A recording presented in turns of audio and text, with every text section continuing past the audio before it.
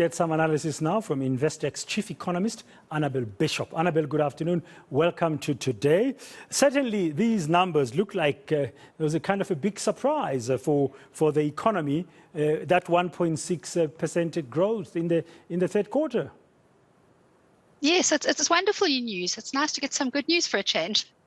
Yeah, and we're seeing the various sectors sort of contributing very nicely to it, but agriculture is way ahead. Agriculture is way ahead. You know, on a quarter-on-quarter basis, it grew by 19%. So it's a really fabulous outcome. I think, you know, we need to bear in mind that we're looking at agriculture and obviously, you know, some of the other factors like the business sector, transport on the production side of the economy. If we have a look at it from the expenditure side, it actually tells us the biggest component of GDP was exports, and that contributed 0.9% to this overall 1.6% outcome. In other words, you know, there obviously was about 0.7 from a couple of other components. And what this really means is that exports came out very much stronger than anticipated in this quarter. It's unlikely to be the case necessarily in the fourth quarter of this year when the global economy sees further slowdown. But certainly, I think some of this improvement might be attributed to our strong coal exports. And overall, it's a very cheering quarter. Yeah, in a way, in a very ironical way, we have Russia to thank for the increase in export coals, because Germany have been buying lots of our coal because they don't have gas anymore from Russia. But I just want to get a sense from you. I mean, with load shedding, with these rolling blackouts that we have, one would have expected, like many economists, your peers, had predicted or forecast just a growth of maybe maximum 0.7% for the third quarter, but we ended up with 1.6%. What happened? What do you think could have happened to improve the performance of these various sectors? So I think, first of all, you know, as I said, agricultural growth is a wild card, and I think it came out very much stronger than expected. And that took us to 1.6%. If you take agriculture out, we would have been at 1.1%, if you see what I'm saying. Yes, and if you take out the exports, if you take out the exports as well, it will go down, yes. Well, the exports is a different way of measuring it, but I think, you know, the point you're making is correct. There were a few big sector contributions, and, you know, the rest were quite modest. If we look at manufacturing, trade, construction, mining, they contribute 0.1 or 0.2%. The good news, and I think we need to celebrate that, is that the third quarter did see a strong lift in the business activity sector. All types of business services, whether it's real estate services, whether it's accountancy services, you know, banking services, whether it's marketing service, any type of business services, that contributed the other 0.5%. So between those two, that's how we got, you know, to 1%. And then, of course, the other little sectors added on that 0.6. Those are two of the most difficult sectors to predict, the agriculture and the finance. What it can mean, though, is that sometimes your following quarter could be a bit weaker.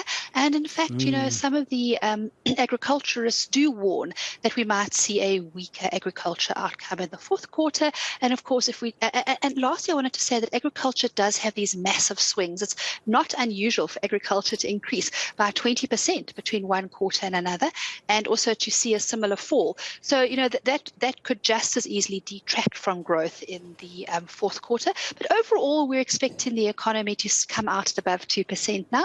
The Reserve Bank was looking at about 1.8% for this year. We were looking at 1.9%.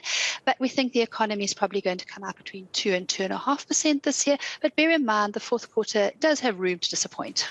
Yeah, I mean, barring any global mishaps, it should hopefully continue. I mean, it is a welcome kind of news, as you said, in terms of the country's economic recovery following the 2 years of lockdown. Absolutely. And, you know, the economy could have performed even better this quarter if we'd obviously hadn't had such significant load shedding. We know we hear about a lot of vandalism and theft occurring at the units of production, which, you know, really needs to be stamped out. It damages the ability to create more jobs. And, of course, as well, we've seen poor performance from Transnet. And, you know, those are some of the things we hope next year we'll see a significant improvement on. You know, we hope to see that the repair of these structural issues in the economy accelerates, and we actually can have a stronger outcome than expectations currently, which are just above 1% for economic growth next year. Yeah, technically, then it means these numbers mean that we've avoided a recession. Absolutely. And, we always did think that we would do so, but it's great news to be surprised on the upside as opposed to the downside.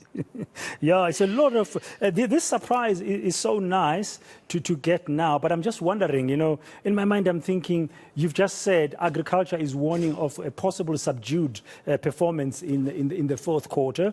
I'm wondering if there could be any other shocks, because it would be good to build up on this towards that 2% that you are now predicting.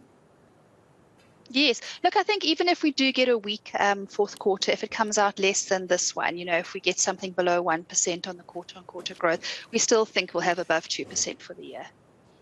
Yeah. Now, what would need to happen as well to sustain that or to drive it there is the current performance plus any other thing. I mean, I keep on hearing people talking about the political uncertainty in the country might dampen certain appetites, for example, for investments, which is much needed to create jobs as well.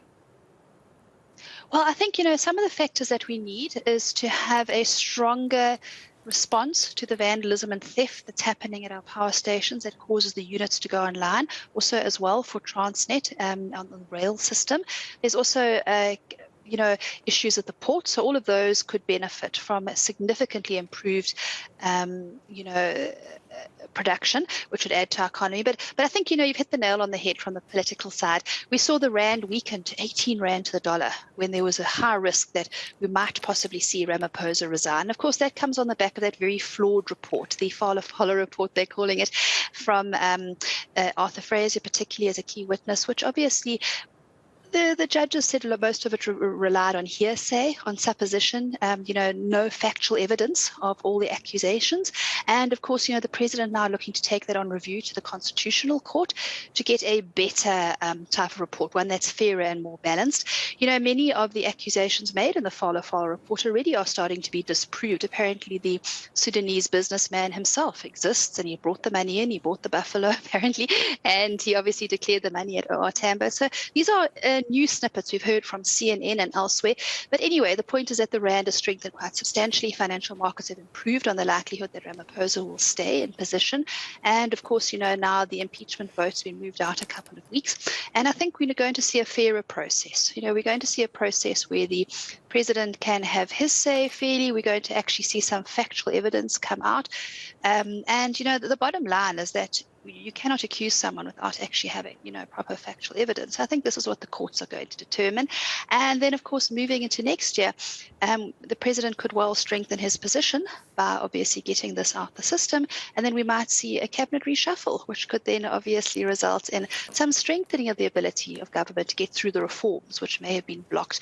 So that could actually see us having a much stronger GDP outcome next year. We might be seeing economic growth of closer to 2% or more. And that could be a very positive outcome from this nasty situation we saw earlier in the week.